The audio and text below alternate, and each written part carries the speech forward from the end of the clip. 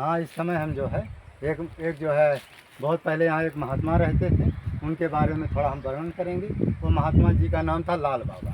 और चलो दिखाते हैं, उनके बैठे हुए हनुमान जी हैं। और यहाँ पर हम भी जो है क्या बोलते हैं, कुछ दिन रहकर हमने भी यहाँ तक किया था एक गुफा में, उसको भी हम दिखाएंगे।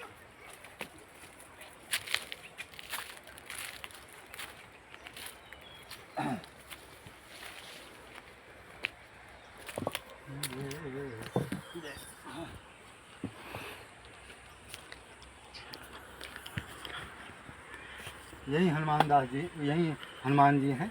एक लाल बाबा नाम के महात्मा रहते थे, और आज से माने 30 साल पहले, 28 साल पहले। तो क्या होता था, ये गुफाएं बनी थी, इसी गुफा में रहते थे। लेकिन भगवान की कृपा से गुफाएं सब गिर पड़ गई पानी की वजह से। देखो चारों तरफ पत्थर वत्थर ऊपर से गिर गई, तो गुफा भी गिर गई। तो उसमें क्या हुआ कि एक महात्मा जी जो है माने भजन कर रहे थे। और भजन करते करते बाढ़ इतनी तेज़ आई, इतनी तेज़ आई कि वो रात को सो रहे थे। उसके साथ वो लाल बाबा जो महात्मा जी थे, वो भी नदी के किनारे नदी में बह गए।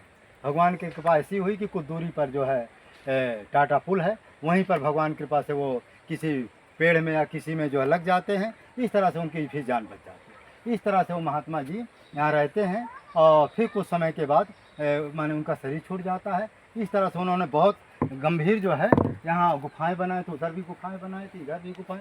और जिस गुफा में मैं रहा हूँ, वो गुफा अभी भी प्रेजेंट है, उसको हम आपको दिखाएंगे। अभी जो चालू है, चलने दो 2-4 मिनट का नुकसान। ये अब चल रहे हैं जहाँ पर हमने तपस्या किया है, वो जगह हम आपको दिखाएंगे।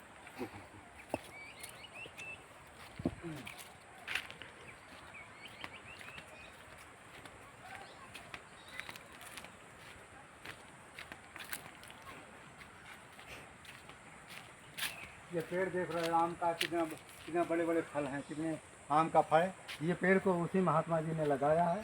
देखो आज इसमें इतना फल है, इतना फल है, चारों तरफ ही फल है। ऐसा जो है सुहावना जो है आम का वृक्ष उन्होंने लगाया। ये जितने माने अमरूद के वृक्ष है, सभी वही महात्मा ने लगाया। ऐसे महात्मा परोपकारी होते हैं, दयालु होते हैं। और अब हम तुमको अपनी गुफा में ले चलते हैं।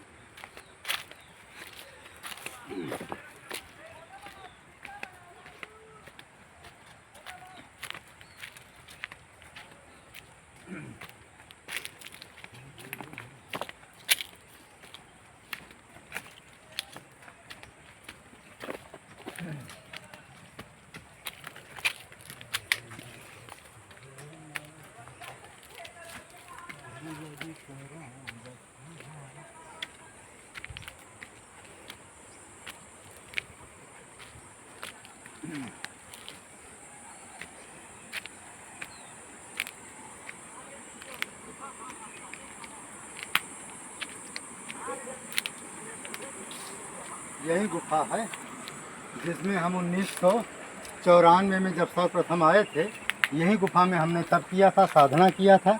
और ये है, देखिए थोड़ा 10 मिनट बैठ जाता है।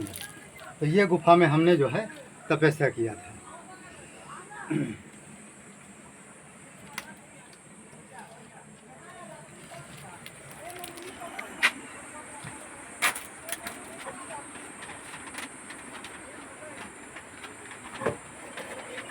इस तरह से जो है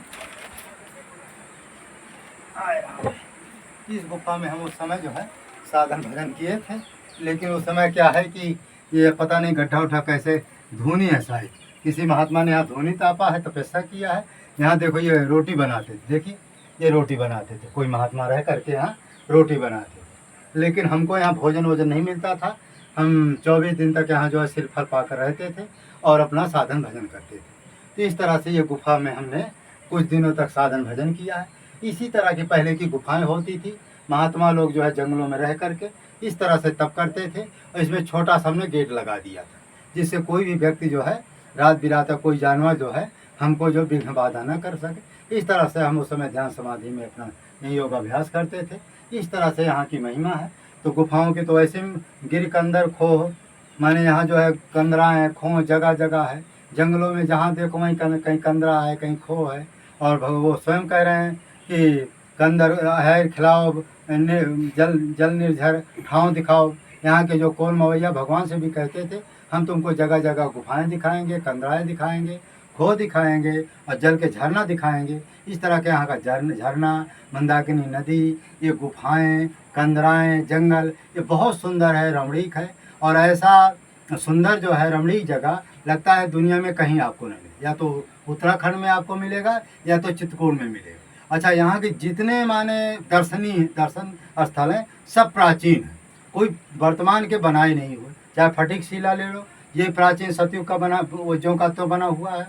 गुप्त गोदावरी ले लो, जो गुफा है उसमें कम से कम 5,000 जनता उसके अंदर लेट सकती है, बैठ सकती है। और जब निकलते हो तो थोड़ी सी जगह है, केवल व्यक्ति को जाने आने पड़ेगी। ये भी सतयुग की है। अनसुईया में चले जाओ, वहाँ का जो पहाड़ है, पर्वत का दृश्य है, या पानी जो निकल रहा है माता अनसुईया जी के तपोबल से, वो भी जो सतयुग का है। तो अच्छा, भरतकूप ले लो, भरतकूप में भी जो जल है वो भी सतयुग से है, लिखा है ना। जब अत्रि, तो वहाँ जो भरतकूप है वहाँ पर अत्रि जी ने अपना जो जल डाला था, जो भगवान राम जी वो अपने उसमें लाए थे, माने सभी तीर्थों का जल जो है भरतकूप में डाला था। ऐसा जो है भरतकूप की महिमा। राम सैया को देख लो, उसमें भी पर्वत है, उसी में सीताराम जी लेटे हुए थे, वहाँ भी स्पष्ट। बगल में लक्ष्मण चौकी है, वहाँ भी आप स्पष्ट देख रहे हैं। हनुमान धारा है, उसमें भी देख रहे हैं कैसे झरना गिरा, कैसे हनुमान जी की मूर्ति पधरी हुई। तो यहाँ जो भी आप देखें, सरभंग चले जाओ, सुतीक्षण चले जाओ, कहीं भी चले जाओ, यहाँ सब कुछ प्राचीन है, वर्तमान का कुछ भी बनाया नहीं हुआ है। और जगह पर तो आपको संशय है, लेकिन चित्रकूट के जितने तीर्थ स्थान हैं इसमें जरा भी कोई संशय नहीं है। इसलिए सभी लोगों से प्रार्थना विनती है कि इस वीडियो को अधिक से अधिक लाइक करें, सब्सक्राइब करें, शेयर करें, मानव धर्म प्रसार की जाए, सत्य न्याय धर्म की जाए। 10 मिनट हो गए कितने? अच्छा, तो इस तरह से चित्रकूट में की अपार महिमा है। अच्छा, इसमें जब हम रहे थे तो क्या होता था कि हमको केवल जल, वो जो माने सिर्फ फल मिलता था, उसका रस मान जूस निकालते थे, और जूस निकाल कर उसको एक बार 2 बार हम पी लेते थे, और पी करके अपना साधन भजन बैठे रहते थे। पेट काफ़ी अंदर हो गया था, बिल्कुल शरीर जो है क्रश हो गया, बिल्कुल दुबला पतला हो गया, क्योंकि भाई जूस में है कितनी ताकत।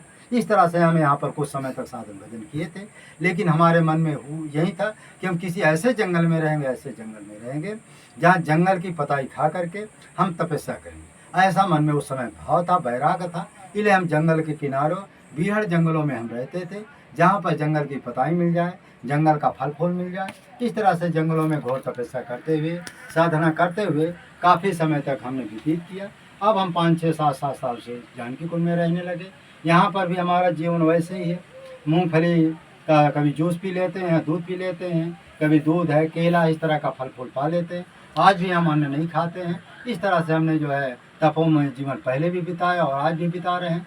और ये मानव धर्म का प्रचार, ये जो मानव धर्म यात्रा चैनल चला है, इसका हमारा लक्ष्य इतना ही केवल है, ना हमको इससे पैसा और रुपया कमाने का कोई हमको है, कोई हमारी नाम कीर्ति हो, ये भी हमारी कोई इच्छा नहीं है, कोई हमको धन दौलत मिले, ये भी कोई हमारी इच्छा नहीं।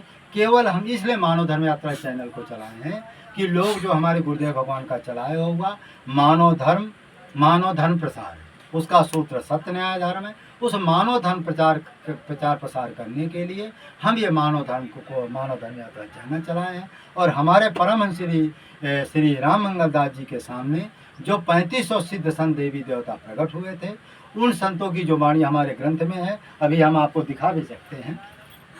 ये ग्रंथ है हमारे पास। इसी ग्रंथ को जो है प्रचार प्रसार के लिए जो है हम जो है आप लोगों को जो है